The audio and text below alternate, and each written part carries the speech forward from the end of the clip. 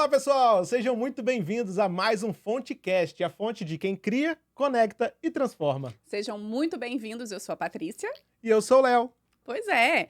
E agora, Léo, sobre o que a gente vai falar? A gente vai trazer um assunto super relevante, pois no mundo digital, a cada dia surgem novos formatos, linguagens e, é claro, ferramentas. Mas como separar o que é tendência passageira do que realmente faz sentido para o criador e para o seu público? É aí que entra a curadoria estratégica. Entender a audiência, quem que consome o seu conteúdo, esse público todo, as métricas e como transformar esses dados que estão ali nos insights, naqueles trem tudo, em informação relevante para o criador de conteúdo. Pois é. E o nosso convidado de hoje é quem domina esse assunto. Ele é jornalista, editor adjunto no Estúdio Gazeta e especialista em curadoria de conteúdo e tendências. Seja muito bem-vindo, Vinícius, não, tá? É Vini Viana.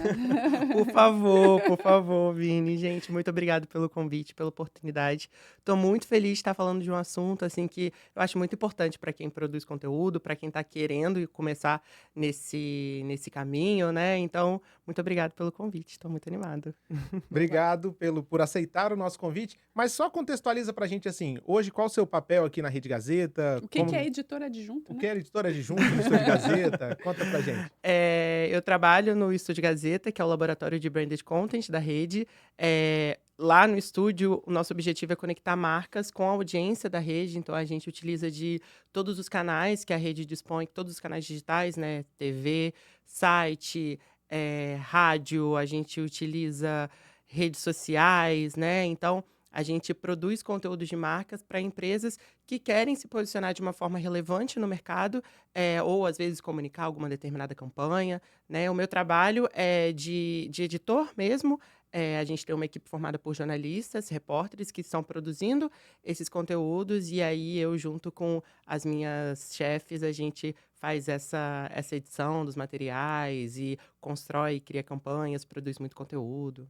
Legal. E toda essa produção, ela exige uma curadoria, né, no sentido tanto no sentido institucional, quanto para Uhum. o criador de conteúdo. Como que a gente consegue traduzir isso da teoria, essa curadoria estratégica para a prática do criador de conteúdo que está lá com o seu celular gravando seu conteúdo? Uhum. O que a gente faz lá no estúdio, como eu disse, é conectar as marcas com a audiência da rede, né? E o objetivo de um produto de conteúdo é justamente comunicar a mensagem que ele quer, a informação, o conteúdo propriamente dito, para a audiência dele, para a comunidade que ele está criando e se desenvolvendo, né?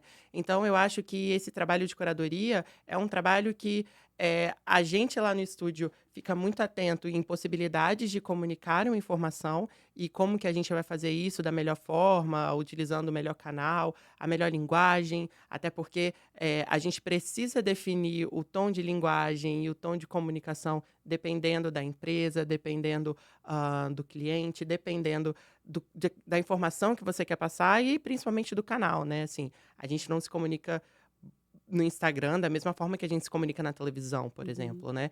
Então esse trabalho de curadoria também é um trabalho de pesquisa, de peneira, de avaliar informações e muito teste também. Isso é muito legal porque tem que avaliar o tom de linguagem da marca, né, o Uhum, perfil da marca, junto com o perfil e o tom de linguagem do criador de conteúdo e adaptar isso para a campanha e para o canal em que ela vai ser uhum. executada, né, ser realizada. E aí, Vini, muitas das vezes, talvez, me corrija se eu estiver errada, né? Talvez não é uma preocupação somente do criador de conteúdo, porque pode ser uma preocupação da marca também, que Uhum, são as métricas, né? uhum. Em que momento que o criador de conteúdo passa a avaliar ou que ele insere essa observação, né? Porque os números muitas vezes não é tudo dentro da estratégia ali da campanha ou da estratégia da marca, mas como que o criador de conteúdo ele pode usar dessa informação para trazer mais estratégia, mais assertividade para o conteúdo dele? Uhum. É isso, Paty, que você disse, assim, os números nem sempre eles são tudo, assim, principalmente quando a gente está falando de criar relevância. Às vezes, um criador que ele é uma fonte de autoridade em determinado assunto, ele não tem, sei lá, milhões de seguidores no Instagram, e ainda assim ele se posiciona com credibilidade no mercado. As pessoas ainda podem ver ele como uma referência. Mas é claro que dentro do universo digital, os números às vezes acabam importando um pouquinho, né. Então, é sempre, eu acho que fazer um balanço, dar uma olhadinha, assim, tentar chegar meio que no meio termo, mas criar números que eles realmente importem.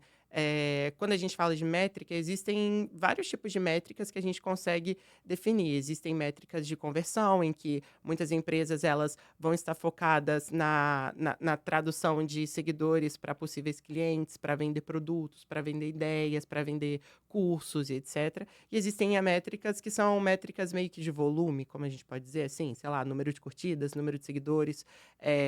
E assim, é claro que os dois números eles acabam se comunicando muito bem, né? Mas eu acho que é sempre você dar uma olhadinha no que você quer atingir, assim, porque eu acho que às vezes é isso, assim, ter muitos números não quer dizer que você realmente é, sei lá, famoso ou conhecido ou uma figura de imponência no nicho que você atua. Legal.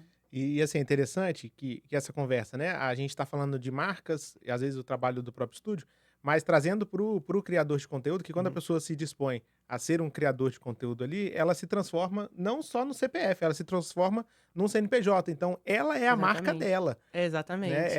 Ela é a própria marca. E aí, nessa busca de o que fazer, qual tendência seguir, como que o produtor de conteúdo consegue identificar, cara, essa tendência vale a pena seguir ou não, isso não é pra mim? Porque tem trend que não é para todo mundo, Tem né, trend que não é né, para todo Vini? mundo, né. Eu acho que é conhecendo a própria audiência, assim. E você só vai conhecer a sua audiência na base de teste, assim. Eh, Produzir conteúdo para rede social, em específico, nunca é uma receita de bolo, assim. Não tem como a gente falar que, você vai produzir 1 story por dia, você vai produzir 10 stories por dia, e aí seu engajamento vai melhorar, assim. Porque quando a gente fala disso, muitas vezes a gente está falando de universo digital, de máquinas, de robôs, de algoritmos, mas por trás disso tudo, a sua audiência é uma audiência humana e pessoas são pessoas variáveis, assim. Os meus seguidores e as pessoas que eu sigo não são as mesmas pessoas que você segue ou não são os mesmos seguidores que você tem. E isso vai variando de pessoa para pessoa, né? Você se interessa por um criador de conteúdo com base no conteúdo que ele está produzindo. E pessoas têm gostos diferentes, né? Então, eu acho que é sempre você fazer testes e você ver o que funciona, o que engaja, o que é realmente válido, porque é o que a Paty falou, assim, trend não é para todo criador de conteúdo, assim, eh de acordo com a persona, né, com aquele cliente ideal, com aquela pessoa ideal que você está se comunicando, é que você vai produzir a informação dentro das suas redes, assim. Eu acho que não adianta você ser um criador de conteúdo que, sei lá, fala de decoração, e aí só porque tá bombando um reels, ou uma trend de, sei lá, comida, ou uma dancinha, que você tem que se render a isso, assim. As pessoas te seguem porque você tá se tornando uma referência em decoração. Entende? Então, e aí às vezes é isso, às vezes pode até dar certo de primeira, assim, o Reels pode até engajar, mas será que não está afetando a sua credibilidade? Ou será que seu público realmente consumiu aquilo porque queria? Ou, sei lá, será que você não acabou perdendo seguidores porque as pessoas falaram, ai, não é isso que eu quero Uhum. ver, e vou pular o stories. E aí, às vezes, acaba sendo até pior, porque às vezes, no lugar de conseguir seguidor, você vai perder seguidor, no lugar de ter uma taxa de conversão boa nos seus stories, você vai acabar tendo pessoas que vão pular mais a sua ferramenta. Então eu acho que é sempre você avaliar e a base de tudo é teste, assim, testar horário. Uma coisa legal que você trouxe é porque, e eu fiquei pensando aqui, né, no dia a dia, às vezes você entra numa trend que não conecta com o seu público, que não Uhum. está expressando ali a sua linguagem, né, para a sua comunidade, e você pode até ter um número relevante, trazer um alcance ali muito grande, e você cria uma expectativa que depois daquela trend, todo o conteúdo que você criar vai ser equiparado, vai ficar. Aham, Aí você fala, não, mas como assim? Esse conteúdo que eu estou criando aqui, ele não trouxe o mesmo número que aham. aquela trend trouxe, né? Então acaba talvez mascarando o resultado e trazendo uma frustração para o criador de conteúdo que no dia a dia talvez não se efetive sempre, né? Exatamente. Eu acho que a pior parte acaba sendo essa, assim, da possível frustração que isso pode gerar, porque pode acabar te desanimando e aí pode acabar pensando assim, ai meu Deus, eu não vou mais conseguir, não vou conseguir alcançar esses números, quando na verdade, assim, sei lá, se você está conseguindo criar uma comunidade, de seguidores fiéis que estão ali com você, estão compartilhando o seu conteúdo, às vezes é mais válido do que, sei lá, ter um Reels com milhões de visualizações, só visualizações puras, assim, né? E é até uma preocupação muito grande de quem cria conteúdo, de como que a audiência está recebendo aquele conteúdo e se é que recebe. Porque às Uhum. vezes a pessoa faz um conteúdo que ela se dedicou, produziu e não sei o quê, e de repente não entregou para todo mundo, mas aquele conteúdo tem qualidade. Uhum.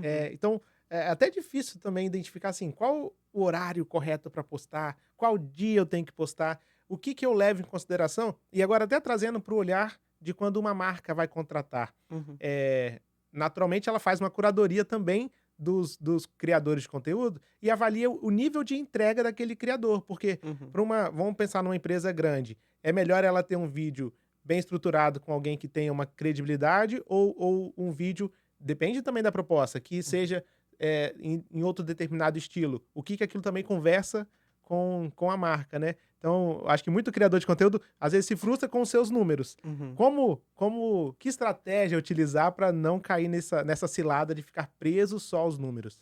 É, eu acho que você tem que estar sempre aberto, assim, né? Porque da mesma forma que às vezes você está produzindo um conteúdo que você acredita e acha que tem qualidade e ele não está engajando, da mesma forma que os conteúdos que você está produzindo e está engajando podem acabar sendo, sabe, tudo jogando pro alto, assim, porque, sei lá, o algoritmo pode mudar, o Instagram pode mudar a forma como você está entregando, né? Então eu acho que estar sempre com a mente muito aberta para essas possibilidades de mudanças, assim, porque acaba sendo um meio volátil, assim, sabe? Muitos Assim, altos e baixos, muitos né? altos e baixos, e tá sempre disposto a isso, assim.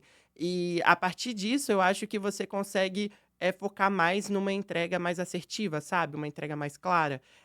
Porque é o que você falou, assim, às vezes as empresas podem até priorizar a contratação de criadores de conteúdo que eles têm menos seguidores, mas eles têm uma comunidade fiel, eles têm um público mais engajado, ou eles acreditam que aquela pessoa vai passar mais autoridade naquilo, aí eles acreditam que aquele criador de conteúdo ele consegue produzir um conteúdo com informação, com conteúdo, do que às vezes só pegar uma pessoa que, sei lá, tem milhões de seguidores porque só tem milhões de seguidores, né? Viralizou de alguma forma, ou enfim. É que aí vai depender da estratégia da marca, né. Às vezes ela quer Sim. alcançar muita gente naquele espaço curto de tempo, aí Uhum. naturalmente ela vai procurar um criador, um influenciador que tenha esse número maior de seguidores, que tenha maior número de visualizações, até para ser um gancho para trazer a pessoa para aquilo que ela quer comunicar. E às vezes até depende também da estratégia naquele momento, né? Se for Uhum. uma campanha para um lançamento, ou um produto novo, alguma coisa, talvez o alcance ali naquele momento é mais importante do que, de fato, a conversão, né? Uhum. Digamos assim.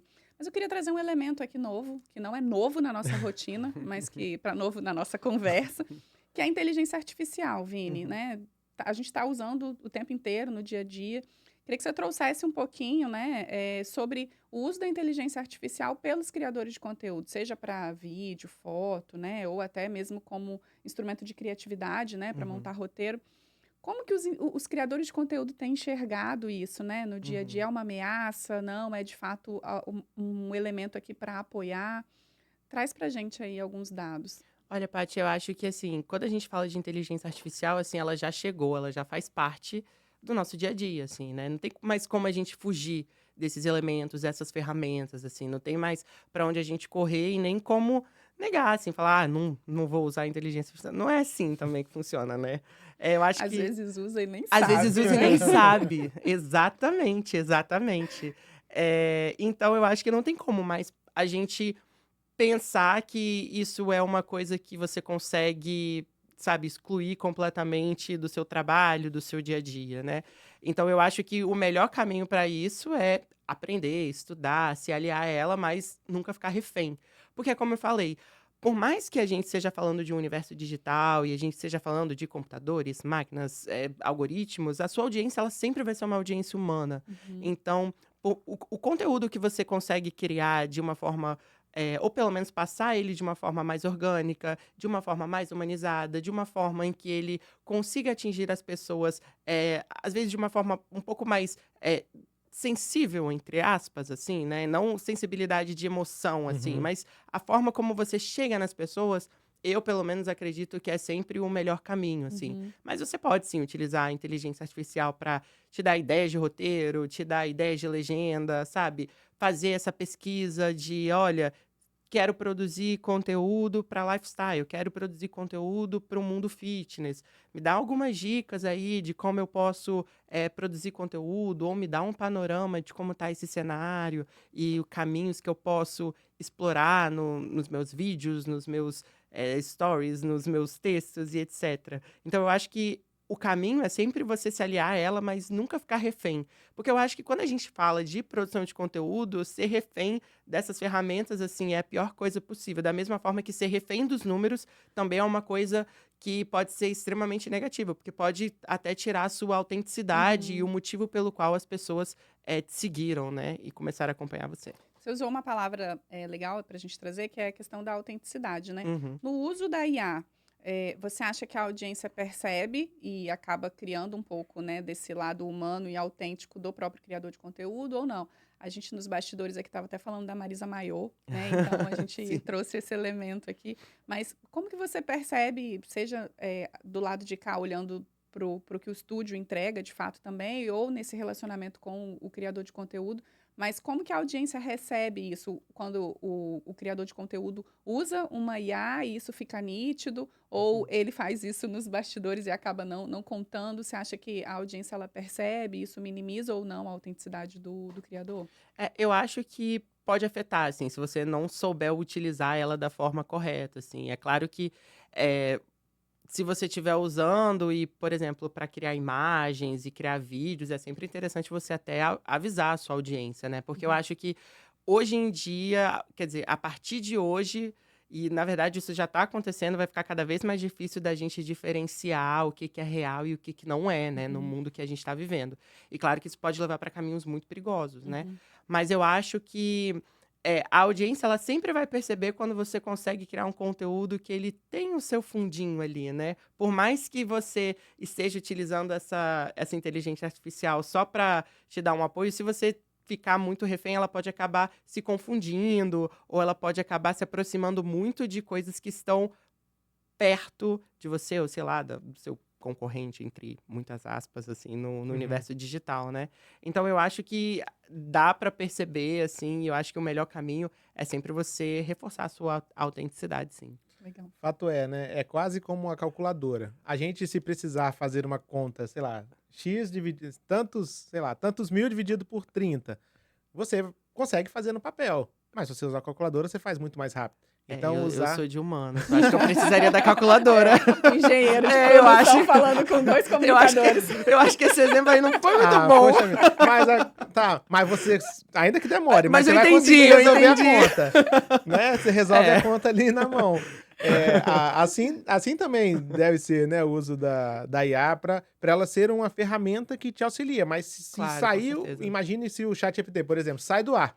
Você precisa continuar, conseguir continuar trabalhando. Você não, como você parou, não, saiu do ar, parei, não consigo fazer nada. Não, senão você fica refém, como você disse. E aí, pensando tanto na IA, hoje, né, tem as métricas que estão todas ali envolvidas.